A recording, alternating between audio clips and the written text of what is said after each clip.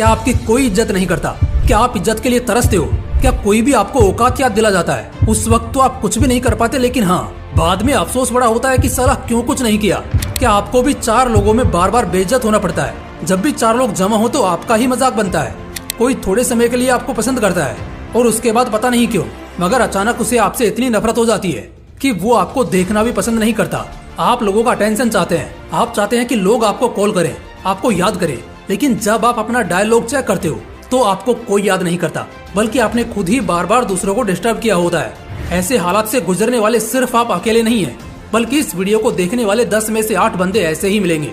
ये वीडियो खासकर उन लोगों के लिए है जिनका अक्सर रोना होता है ना इस बात का कि वो अपनी वैल्यू खो चुके हैं, अपनी अहमियत गंवा चुके हैं। कैसे वो अपने उस वैल्यू को दोबारा हासिल करें।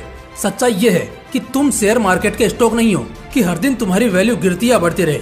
तुम एक इंसान हो, तुम्हें अटेंशन नहीं मिलता और तुम उसे वैल्यू का नाम दे देते हो। लॉ ऑफ पावर यानी ताकत का नियम, जिसमें ऐसे पावरफुल लॉज है ना जो अपनी वैल्यू कराने के लिए बहुत शानदार साबित होंगे। दोस्तों, ये एक इकलौता ऐसा टॉपिक है इस महीने का जिस पर मेरा कब से मन था काम करने का। आज से करीब 4 महीने पहले मैंने इसी टॉपिक पर एक वीडियो किया था और उस वक्त चैनल की रीच नॉर्मल के मुकाबले थोड़ी डाउन चल रही थी, लेकिन ये उस डाउनफॉल फेज की पहली वीडियो थी जिसने नॉर्मल व्यूज से लगभग 12 गुना ज्यादा किए। कुछ तो बात होगी इस कंटेंट में, तभी तो आप देख रहे होंगे। साइकोलॉजी से लेकर मोटिवेशन तक भरमार है इन वीडियोस के लिए, लेकिन हर वीडियो अपने अंदाज में अलग और बेस्ट होती है। इसी तरह हर ऐसी वीडियो में कुछ नए नियमों के बारे में पता चलता है जो बहुत हेल्प करता है। तो आइए, इस वीडियो में मैं कुछ बहुत पावरफुल लॉज को शेयर करूंगा, उन्हें एग्जीक्यूट करना सिखाऊंगा, जिससे आप सभी इज्जत ना मिलने का रोना कभी नहीं रोएंगे। तो चलिए जानते हैं। Law number 1, pose as a friend, work as a spy. अच्छा, क्या हो अगर मैं आपसे एक सिंपल सा सवाल पूछूं कि भाई साहब, इस दुनिया में आप खुद को भी गिनते हुए वो कौन है जिसे सबसे ज्यादा कामयाब और किस्मत वाले के रूप में आप देखना चाहते हैं? जवाब सिंपल है, जो आपका होगा कि अरे भाई, हम खुद को देखना चाहते हैं, और चाहे दोस्ती कितनी भी अच्छी क्यों ना हो, कोई कैसा भी क्यों ना हो सकता है वो ये चाहेगा कि उसके सभी दोस्त सफल हों, लेकिन कोई ये नहीं चाहेगा कि वो उनसे एक कदम भी पीछे रहे। हमारा लॉ नंबर 1 भी यही कहता है। आपको पता है कंपटीशन कितना टफ है, और ऐसा है तो आप एक दोस्त की तरह दिखकर एक जासूस का काम कर सकते हैं जो हमेशा आपको एक कदम आगे रखता है। लोगों के इंटेंशंस, उनकी वीकनेसेस और स्ट्रेटेजीज को जान जाओ एक अच्छे दोस्त बनकर। जब सोशल गैदरिंग हो या कोई अपने बारे में बहुत बोले तो उसे बोलने दो और बस चुपचाप से सुनो। जानबूझकर झूठ बोलो ताकि सच वो अपने आप बोल दे। जैसे रिया की ड्रेस महंगी है, ये आप जानते हो, मगर आपको जाननी है कि ये एग्जैक्ट कितने की होगी। तो बजाय इसके कि आप उसको डायरेक्ट पूछो कि रिया, ये तुमने कहाँ से ली है और कितने की है, आप झूठ बोलकर इनडायरेक्टली एकदम सही दाम जान सकते हो। कुछ इस तरह कि तुम्हारा ड्रेस सच में बहुत सुंदर है, मुझे लगता है ये 2000 का होगा, उम्मीद से थोड़ा कम, क्योंकि कोई इंसान एकदम से ऐसे झूठे कॉम्प्लीमेंट पर शक नहीं करता और हाजिर जवाबी में सच्चाई निकल आती है। इसका इस्तेमाल आप किसी टॉपर की स्ट्रेटेजी जानने में भी कर सकते हैं, जहां आप उसे इनडायरेक्ट झूठ बोलेंगे कि भाई, मुझे लगता है तू कुछ तो तिगड़म लगाता है, कहीं तो तूने कोई सेटिंग लगा रखी है या चीट वगैरह कहीं छिपा लेता है, वरना तू ही क्यों हर बार टॉप करेगा। ऐसे थोड़ा टोंट करके पूछना, 1 मिनट में वो अपनी सारी स्ट्रेटेजीज उगल देगा और इसका इस्तेमाल करके आप अपने हर कॉम्पिटिटर से आगे निकल सकते हो। Law number 2, crush your enemy totally. हमारा लॉ नंबर 2 कहता है कि दुश्मन को पूरी तरह कुचल डालो, उसे किसी लायक रहने ही ना दो। चलो एग्जाम्पल के लिए सबसे फेमस एग्जाम्पल लेते हैं।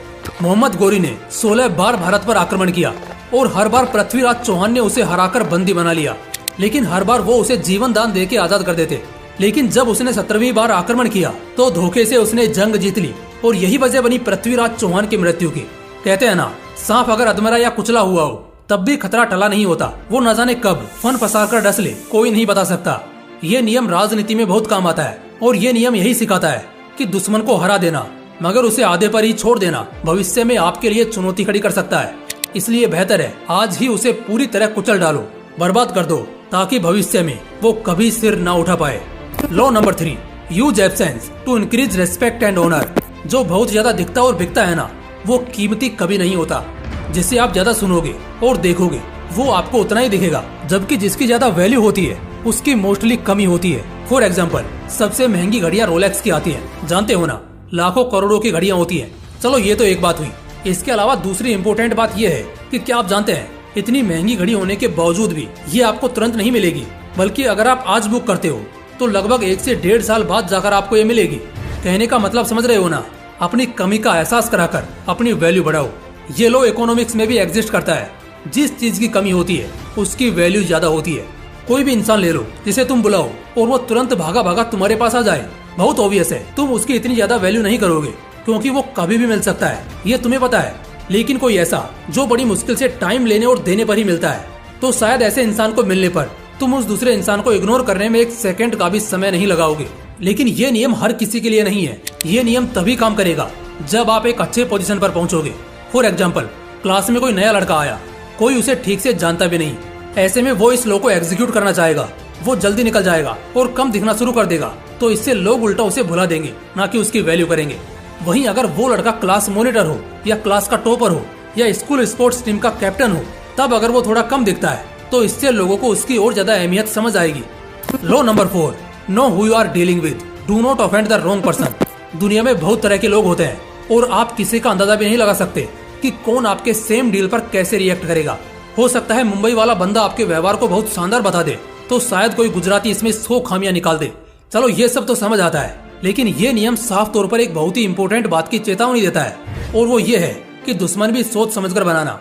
क्योंकि कुछ आउट माइंडेड लोग ऐसे भी होते हैं जिन्हें तुम एक बार ट्रिगर करते हो, जहाँ उन्हें एक बार मिर्ची लगी, कुछ खटका, तो वो अपनी सारी जिंदगी लगा देंगे तुमसे बदला लेने में।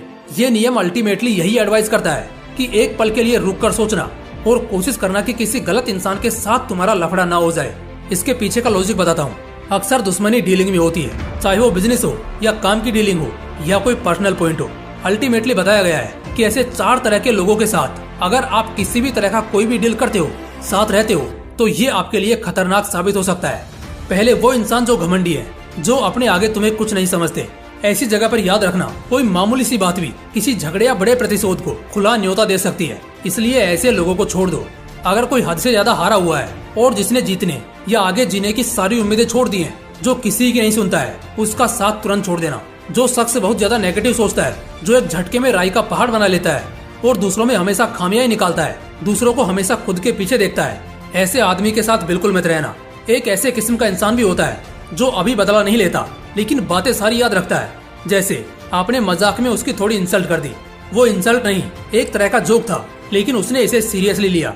अब पता है आगे क्या होगा। हो सकता है आप उसे सॉरी भी बोल दो, वो आपको माफ भी कर दे, लेकिन वो भूलेगा नहीं, और होगा ऐसा कि वो उसे अपने मेमोरी के किसी हिस्से में रखेगा जरूर। उस वक्त के लिए वो कोई नाराजगी नहीं दिखाएगा, वो चिल रहेगा, लेकिन जिस पल उसके हाथ मौका लगा, चांसेस हैं वो अपने उस दिन का बदला पूरा करने की कोशिश करेगा। तो ऐसे लोगों को हमेशा अलर्ट पॉइंट पर रखना। Law number 5, play sucker to catch a sucker. कोई भी इंसान किसी अगले इंसान के सामने बेवकूफ नहीं दिखना चाहता, लेकिन ट्रिक तो यही है कि हर इंडिविजुअल को यह दिखाओ कि वो तुमसे ज्यादा स्मार्ट है, और एक बार वो खुद को तुमसे ज्यादा स्मार्ट समझने लगता है, तो फिर वो गलती से भी तुम पर किसी तरह का शक नहीं कर सकता कि तुम उसे मात दे सकते हो या कोई गजब का दांव खेल सकते हो। 3 इडियट्स का रेंचो तो याद ही होगा तुम्हें। बंदा कभी दिखाता नहीं था कि वो सबसे स्मार्ट है, और इसी वजह से साइलेंसर उसे हमेशा हल्के में लेता था। लेकिन जब बोर्ड पर रिजल्ट लगते थे, तब साइलेंसर क्या बल्कि रेंचो के जिगरी दोस्त, यहाँ तक कि उस इंस्टीट्यूट का प्रिंसिपल भी शौक में रहता था कि ये बंदा कैसे टॉप कर गया। और सालों बाद जिस कंपनी के साथ डील करने को साइलेंसर मरा जा रहा था, रेंचो उसी कंपनी का मालिक निकलता है। तो बस ऐसा ही कुछ होता है हर किसी के केस में।